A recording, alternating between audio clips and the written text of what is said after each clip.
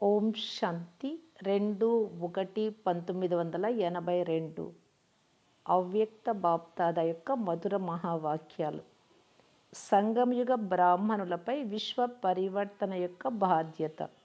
బాప్దాద తమ బ్రాహ్మణ కుల దీపకులను కలుసుకునేందుకు వచ్చారు. చైతన్య దీపాల యొక్క మాలను చూస్తున్నారు. ప్రతి ఒక్క దీపము విశ్వమును ప్రకాశవంతం చేసే చైతన్య దీపం. దీపాలన్నింటి యొక్క సంబంధం ఒక్క జాగృతి జ్యోతితో ఉంది. ప్రతి దీపం యొక్క ప్రకాశము ద్వారా విశ్వం యొక్క అంధకారం సమాప్తమవుతూ ప్రకాశం యొక్క స్వరూపం వస్తుంది. ప్రతి దీపం యొక్క కిరణాలు వ్యాపిస్తూ విశ్వంపై ప్రకాశం యొక్క ఛత్ర ఛాయగా తయారైంది. ఇటువంటి దీపాల యొక్క దృశ్యాన్ని బాప్దాద చూస్తున్నారు. మీరందరూ కూడా దీపాలన్నింటి ద్వారా లభించిన ప్రకాశం యొక్క ఛత్ర ఛాయను చూస్తూ ఉన్నారా? లైట్ మైట్ స్వరూపాన్ని అనుభవం చేసుకుంటూ ఉన్నారా? స్వస్వరూపంలోనూ స్థితులై మరియు దానితో పాటు విశ్వం యొక్క సేవ కూడా చేస్తున్నారు. స్వస్వరూపము మరియు సేవా స్వరూపము రెండింటిని కలిపి అనుభవం చేసుకుంటూ ఉన్నారా? ఇదే స్వరూపంలో స్థితులై ఉండాలి. ఇది ఎంత శక్తిశాలి స్వరూపం! విశ్వం యొక్క ఆత్మలు జాగృతి చెందియున్న దీపకులైన మీ వైపుకి ఎంత స్నేహంగా చూస్తున్నారు. కాస్తంత ప్రకాశం కొరకు ఎంతమంది ఆత్మలు అంధకారంలో భ్రమిస్తూ ప్రకాశం కొరకు తపిస్తున్నారో అనుభవం చేసుకుంటూ ఉండండి. ఆ తపిస్తున్న ఆత్మలు మీకు కనిపిస్తూ ఉన్నారా? దీపకులైన మీ యొక్క ప్రకాశం మినుకు మినుకుమంటూ ఉంటే, ఇప్పుడే వెలుగుతూ మళ్ళీ ఇప్పుడిప్పుడే ఆరిపోతూ ఉంటే భ్రమిస్తున్న ఆత్మల యొక్క పరిస్థితి ఎలా ఉంటుంది? ఏ విధంగా ఇక్కడ కూడా అంధకారం అయినప్పుడు ఇప్పుడు ప్రకాశం రావాలి, వెలుగు రావాలి అని అందరికీ అనిపిస్తుంది కదా. ఆరిపోతూ వెలుగుతూ ఉంటే లైట్ ఎవ్వరికి నచ్చదు కదా. అలాగే వెలుగుతున్న దీపాలైన మీ అందరి పైన విశ్వం యొక్క అంధకారాన్ని సమాప్తం చేసే బాధ్యత ఉంది. ఇంత పెద్ద బాధ్యతను అనుభవం చేసుకుంటూ ఉన్నారా? డ్రామా యొక్క రహస్యం అనుసారంగా బ్రాహ్మణులైన మీరు మేల్కొంటే అందరూ మేల్కొంటారు. బ్రాహ్మణులు మేల్కొంటే పగలు ప్రకాశం ఏర్పడుతుంది మరియు బ్రాహ్మణుల యొక్క జ్యోతి ఆరిపోతే విశ్వములో అంధకారము రాత్రి ఏర్పడుతుంది. కావున పగల నుండి రాత్రిగా, రాత్రి నుండి పగలుగా చేసే చైతన్య దీపాలు మీరు. అంతటి బాధ్యత ప్రతి ఒక్కరి పైన ఉంది. కావున బాప్దాద ప్రతి ఒక్కరి బాధ్యతను అర్థం చేసుకునే చార్టును చూస్తున్నారు. ప్రతి ఒక్కరూ తమను తాము ఎంతగా బాధ్యులుగా భావిస్తున్నారు అని గమనిస్తూ ఉన్నారు. విశ్వ పరివర్తన యొక్క బాధ్యత కిరీటాన్ని ధరించారా లేదా? ఇందులోనూ నెంబర్ వారి కిరీటధారులు కూర్చున్నారు. మీ కిరీటాన్ని చూస్తూ ఉన్నారా? సదా ధరిస్తున్నారా లేక అప్పుడప్పుడు మాత్రమే ధరిస్తున్నారా? నిర్లక్ష్యులుగా అయితే అవ్వడం లేదు కదా. బాధ్యత పెద్దవారిది అని భావించడం లేదు కదా. విశ్వం యొక్క కిరీటాన్ని పెద్దవారికి ఇస్తారా లేక మీరు తీసుకుంటారా? అందరూ తమను విశ్వరాజ్య అధికారులుగా భావిస్తారు. ఎవరైనా మిమ్మల్ని మీరు ప్రజలుగా అవ్వండి అని అంటే మీరు ఇష్టపడతారా? అందరూ విశ్వ మహారాజుగా అయ్యేందుకే వచ్చారా లేక ప్రజలుగా అవ్వడం కూడా ఇష్టమేనా? ఏమవుతారు? ఎవరైనా ప్రజలుగా అయ్యేందుకు తయారుగా ఉన్నారా? లక్ష్మీనారాయణలుగా అయ్యేందుకు అందరూ చేతులెత్తుతారు. కావున ఎప్పుడైతే ఆ రాజ్య కిరీటాన్ని ధరించాలనుకుంటారో మరి అప్పుడు ఆ కిరీటానికి ఆధారం సేవా బాధ్యత యొక్క కిరీటంపై ఉంది. కావున ఏం చేయవలసి ఉంటుంది? ఇప్పటి నుండి కిరీటధారులుగా ఏ సంస్కారాన్ని ధారణ చేయాల్సి ఉంటుంది. ఏ కిరీటము? బాధ్యత యొక్క కిరీటం. కావున ఈరోజు బాప్దాద అందరి కిరీటాలను చూస్తున్నారు. మరి ఇది ఏ సభ? కిరీటధారుల యొక్క సభను చూస్తున్నారు. అందరూ ఈ పట్టాభిషేక దివసాన్ని అంటే జరుపుకున్నారా లేక ఇంకా జరుపుకోవాలా? మీ స్మృతి చిహ్న చిత్రమైన శ్రీకృష్ణుడి చిత్రంలో బాల్యం నుండి కిరీటాన్ని చూపిస్తారు కదా. పెద్ద పెరిగిన తర్వాత కిరీటం అయితే ఉంటుంది, కానీ అతడికైతే చిన్ననాటి నుండే చూపిస్తారు. మీ చిత్రాన్ని చూసారా? డబల్ విదేశీయులు మీ చిత్రాన్ని చూసుకున్నారా? ఇది ఎవరి చిత్రం? ఒక్క బ్రహ్మ యొక్క చిత్రమా, లేక మీ అందరి యొక్క చిత్రమా? ఏ విధంగా శ్రీకృష్ణుడి చిత్రంలో అతడిని బాల్యం నుండి కిరీటధారిగా చూపించారో, అలాగే శ్రేష్ఠాత్మలైన మీరు కూడా మరజీవాగా అయ్యారు మరియు బాధ్యత యొక్క కిరీటాన్ని ధారణ చేశారు. కావున మీరు జన్మ నుండి కిరీటధారులుగా అవుతారు. అందుకనే స్మృతి చిహ్నంలో కూడా జన్మ నుండి కిరీటాన్ని చూపించారు. కావున బ్రాహ్మణులుగా అవ్వడం అనగా పట్టాభిషేక దినాన్ని జరుపుకోవడం.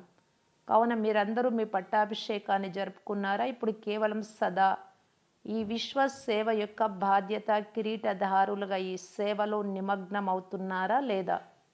ఇది గమనించుకోవాలి. మరి ఏం కనిపిస్తోంది? అందరూ కిరీటధారులుగా కనిపిస్తున్నారు, కానీ కొందరి దృఢ సంకల్పం యొక్క ఫిట్టింగ్ సరిగ్గా ఉంది, మరికొందరిది కాస్త లూజుగా ఉంది. లూజుగా ఉన్న కారణంగా కిరీటాన్ని కాసేపు దించేస్తారు, కాసేపు ధారణ చేస్తారు. కావున సదా దృఢ సంకల్పము ద్వారా ఈ కిరీటం అంటే ఇక్కడ బాధ్యత కిరీటం సదాకాలికంగా సెట్ చేసుకోండి. అప్పుడప్పుడు సేవ, అప్పుడప్పుడు వదలడం అలా కాదు. ఏం చేయాలో అర్థమైందా? బ్రహ్మబాబా పిల్లలను చూసి ఎంతగా సంతోషపడతారు. బ్రహ్మబాబా కూడా సదా గీతాన్ని గానం చేస్తారు. అది ఏ పాట? ఓహో నా పిల్లలు ఓహో. మరి పిల్లలు ఏ పాట పాడుతారు? ఓహో ఓహో ఓహో. ఇలాగే గానం చేస్తారు కదా. ఇది సహజమైన పాట, కావున గానం చేస్తారు. అందరికన్నా ఎక్కువ సంతోషం ఎవరికి ఉంటుంది? బ్రహ్మబాబాకు సంతోషం ఉంటుంది. ఎందుకు? పిల్లలందరూ తమను ఏ విధంగా పిలుచుకుంటారు? బ్రహ్మకుమారి, బ్రహ్మకుమారులు అని అంటారే కానీ శివకుమారి, శివకుమారులు అని అనరు. కావున రచయిత అయిన బ్రహ్మబాబా తమ రచనను చూసి హర్షిస్తారు. మీరు బ్రహ్మ ముఖ వంశావళిలు కదా. కావున తమ వంశావళిని చూసి, తన పిల్లలను చూసి బ్రహ్మబాబా హర్షిస్తారు, ఆనందపడతారు. అవ్యక్త రూపధారులయ్యుండి కూడా మధువనంలో వ్యక్త రూపధారిగా అనగా చైతన్య సాకార రూపం యొక్క అనుభూతిని కలిగిస్తూనే ఉంటారు బ్రహ్మబాబా. మధువనంలోకి వచ్చి బ్రాహ్మణ పిల్లలు బ్రహ్మ ద్వారా సాకార రూపం యొక్క సాకార చరిత్ర యొక్క అనుభూతిని పొందుతూ ఉంటారు కదా. విశేషంగా మధువన్ భూమికి సాకార రూపం యొక్క అనుభూతిని కలిగించే వరదానం లభించింది. సాకారం అంటే ఇక్కడ బ్రహ్మబాబా. కావున అటువంటి అనుభూతిని పొందుతున్నారు కదా. ఆకార రూపి అయిన బ్రహ్మ ఉన్నారా, లేక సాకారంగా ఉన్నారా? ఏం అనుభవం చేసుకుంటారు?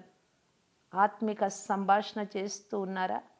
డబల్ విదేశీలైన పిల్లలు తమ సమీప సంబంధం యొక్క స్నేహంతో నిరాకారుడిని శివబాబాను మరియు ఆకారుడు ఫరిస్తా రూపంలో ఉండే బ్రహ్మబాబాను సాకార రూపధారిగా ఇక్కడికి వచ్చేలాగా, ఈ శరీరాన్ని ధరించేలాగా చేయడంలో చాలా చురుకుగా ఉన్నారు అని ఈరోజు వతనంలో బాప్దాదాల మధ్య ఇదే ఆత్మిక సంభాషణ జరిగింది.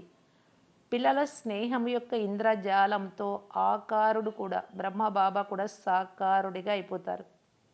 పిల్లలు ఇటువంటి స్నేహం యొక్క ఇంద్రజాలికులు. స్నేహము స్వరూపాన్ని మార్చేస్తుంది. కావున బ్రహ్మబాబా కూడా ప్రతి స్నేహి పిల్లలను సాకార రూపధారిగా కలుసుకుంటారు, అలాగే అనుభవం చేసుకుంటారు. అనగా పిల్లల స్నేహానికి బదులు ఇస్తారు. స్నేహం యొక్క తాడుతో బాప్దాదాను సదా తోడుగా కట్టేసుకుంటారు. ఈ స్నేహం యొక్క తాడు ఎంత దృఢమైనది అంటే దానిని అస్సలు ఎవరు తెంచలేరు. 21 జన్మల వరకు బ్రహ్మబాబాతో భిన్న భిన్న సంబంధాలలో బంధింపబడి ఉంటారు, వేరు కాలేరు. ఇటువంటి తాడును కట్టుకున్నారు కదా. దీనినే అవినాశి మధురమైన బంధనం అని అంటారు. ఇది 21 జన్మల వరకు ఫిక్స్ అయి ఉంది. కావున ఇటువంటి బంధనాన్ని బంధించుకున్నారు కదా. పిల్లలైన మీరు ఇంద్రజాలికులే కదా. కావున ఈరోజు వతనంలో ఈ ఆత్మిక సంభాషణ జరిగిందో విన్నారా? బ్రహ్మబాబా పిల్లల ఒక్కొక్కరి యొక్క విశేషత రూపీ ప్రకాశిస్తున్న మణిని చూస్తున్నారు. పిల్లలు ప్రతి ఒక్కరి యొక్క విశేషత మణి సమానంగా ప్రకాశిస్తోంది. కావున మీ మెరుస్తున్న మణిని చూసారా? అచ్చా, డబల్ విదేశీ పిల్లలను కలుసుకునేందుకు వచ్చారు, వాణి వినిపించేందుకు కాదు. బాబా యొక్క అద్భుతమైతే ఉంది, కానీ పిల్లల అద్భుతం కూడా తక్కువేమీ కాదు. మేము పరస్పరము చర్చించుకుంటూ ఉంటాము అని మీరు భావిస్తారు, కానీ బాప్ దాదాలు కూడా ఇలా ఆత్మిక సంభాషణ జరుపుతారు, చర్చిస్తారు.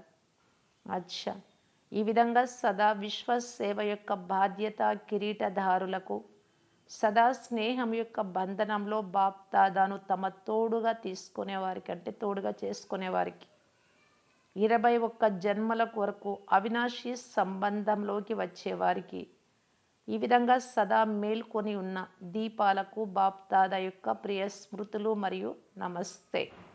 జర్మనీ గ్రూప్తో అందరి మస్తకం పైన ఏం మెరుస్తోంది? మీ మస్తకం పైన మెరుస్తున్న తారలను చూస్తున్నారా? బాప్ దాదా అందరి మస్తకం పైన మెరుస్తున్న మణిని చూస్తున్నారు. స్వయాన్ని సదా పదమాపదం భాగ్యశాలి ఆత్మలుగా భావిస్తున్నారా?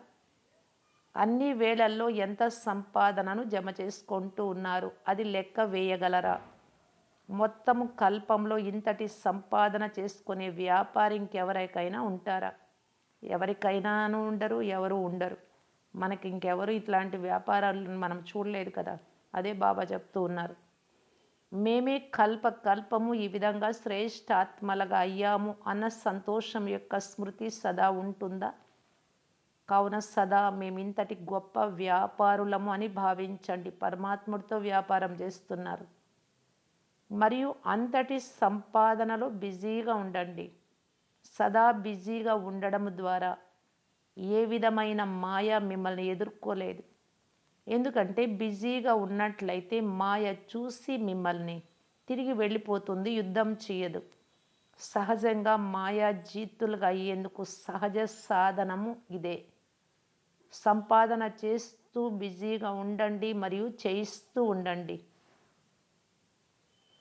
ఎంతెంతగా మాయ యొక్క అనేక రకాల యొక్క జ్ఞానస్వరూపులుగా అవుతూ ఉంటే అంతగా మాయ ప్రక్కకు తొలగిపోతూ ఉంటుంది.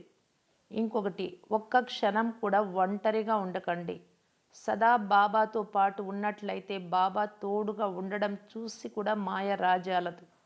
ఎందుకంటే మాయ మొదట తండ్రి నుండి దూరం చేస్తుంది, ఆ తర్వాత వస్తుంది. కావున ఎప్పుడైతే ఒంటరిగా అవ్వరో అప్పుడు మాయ ఏం చేస్తుంది? సీత రాముని దూరం చేసుకుంది స్వబుద్ధితో, కావున రావణుడు రాగలిగాడు. మరి ఇక్కడ మీరే సీతలు, తండ్రి అతి ప్రియమైన వారు, ఈ అనుభవం అయితే ఉంది కదా. మరి ప్రియమైన వారిని ఎలా మర్చిపోగలరు? కావున సదా ప్రియాతి ప్రియమైన వారు ఎవరు అన్నది స్మృతిలో ఉంచుకోండి. ఎక్కడైతే మనస్సు ఉంటుందో అక్కడ తనువు మరియు ధనం స్వతహాగానే ఉంటుంది. కావున మన్మనాభవ అన్న మంత్రమైతే గుర్తు ఉంది కదా. మనస్సు ఎక్కడికి వెళ్ళినా ఇంతకన్నా శ్రేష్టమైనది, ఇంతకన్నా గొప్పది ఇంకేదైనా ఉందా? బాబా బాబా జ్ఞానం తప్ప. లేక ఎక్కడికైతే మనస్సు వెళ్తోందో అదే శ్రేష్టమా అని మొట్టమొదట పరిశీలించుకోండి. మీకు మీరు ఏది బాగుంది, ఏది కరెక్ట్, ఏది రాంగ్, ఏది లాభం, ఏది నష్టం. అదే క్షణంలో మనస్సు ఎక్కడికైనా వెళ్ళే క్షణంలోనే మీరు పరిశీలించినట్లయితే అలా చెకింగ్ చేసుకోవడం ద్వారా పరివర్తన చేయగలుగుతారు. ప్రతి కర్మ, ప్రతి సంకల్పం చేసే ముందు పరిశీలించండి, చేసిన తర్వాత కాదు. అప్పటికి తప్పు అయిపోయి ఉంటుంది, దానికి పనిష్మెంట్ కూడా తయారైపోయి ఉంటుంది. ముందే చెకింగ్ చేసుకుంటే తప్పు చేయరు. మొదట చెకింగ్, ఆ తర్వాత ప్రాక్టికల్. అచ్చా, ఓం శాంతి.